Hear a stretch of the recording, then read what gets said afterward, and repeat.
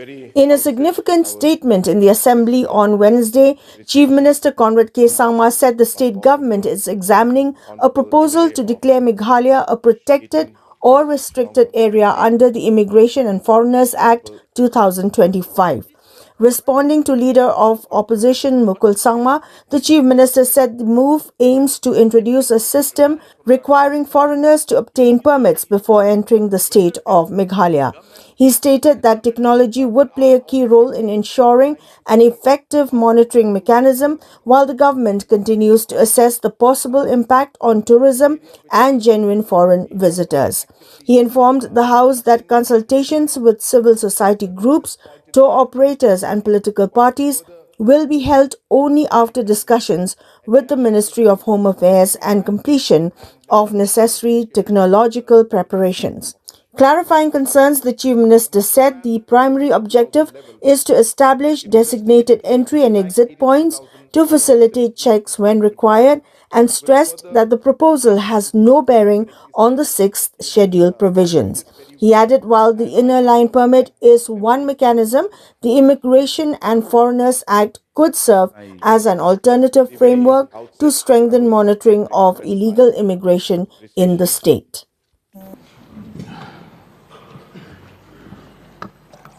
So, given the fact that a large part of Meghalaya is under the 6th schedule and only certain areas of Shillong, normal areas, and certain parts of Garo Hills are exempted from the 6th schedule to the Constitution of India, can we not infer that since these areas come under the protection under the 6th schedule to the Constitution of India, and even a major piece of legislation like the CAB is not applicable to Meghalaya, it's a major act now, can we not therefore infer that a large part of Meghalaya falling under the 6th schedules also fall under this category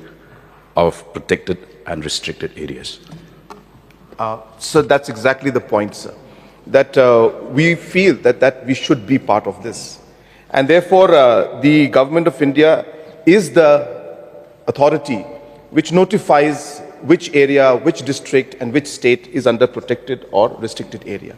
And precisely as the Honourable Member has mentioned, we are pursuing this with Government of India along with the arguments that he has mentioned and many other arguments why we should be included in this list. And once we are included and we are declared as a restricted/protected area, we will be in a position to then issue permits for foreigners who desire to come to Meghalaya. That will help us create that mechanism which an ILP system also would have allowed us. That's exactly the purpose, sir. And we are pursuing, and so we are pursuing. That's all I can say right now. It's too early for me to give any further commitments on that. Next question. Sir, in the light of the fact that the Meghalaya Residents Safety and Security Act 2016 ran into trouble because of certain observations by the MHA, one of which is apparently the fact that we would require implementation of check gates. Now, in this digital age of e-governance, can we not conceive of a system whereby setting up of physical check gates is not needed, and we would implement online application of permits, whether it's ILP or any other act that will come under the framework of this Immigration and Foreigners Act 2025, with Meghalaya as a protected and restricted area?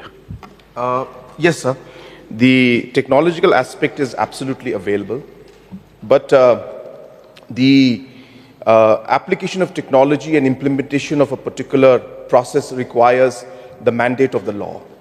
And hence, for us to be able to mandate that particular process that we would like to put into place or implement that technology, that law is what we are trying to look into, and we're hoping that this could be an option with which we'll be able to achieve this.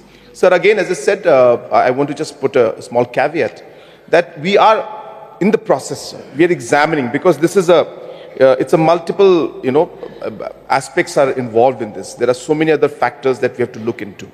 And therefore, we are examining, law department is looking into all of these aspects. We have to engage with civil society, we have to engage with political parties, we have to discuss. There's a long process to move ahead. So it's not something that we can simply say that, that we're going to go. Because, I'll just jump one step forward, is that, sir, before we even call, say, political parties, before we even call civil society, we have to do our homework. And therefore, we are in that process of doing our homework. We are examining the legal aspects. We're discussing with MHA. We're discussing with Government of India agencies, with everybody, sir, so that we are prepared. And once we feel that yes, it is making sense, and that we will be able to go ahead and we're getting a positive response from all, we will start a larger engagement with the public as well as with the parties. And then we will take everybody on board, and then we will move forward, sir. So that process is on. So therefore, I was avoiding going into the future aspects, but that's what it is, sir. So therefore, we need time.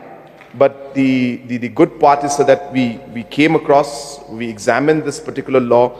We feel that it's definitely got the potential of allowing us to do exactly what the honorable member has mentioned, to put in that technology which will be able to digitally then give the permits, digitally, make it very smooth for people without inconvenience. Because once a person is entering, it's difficult sometimes to say whether a person is foreigner or a person is local or Indian. So therefore, all these factors will have to be looked into, and how we will use technology or a system or a mechanism to be able to do that is precisely the homework that we are doing right now, sir. So I just wanted to share that without going further details about the entire process.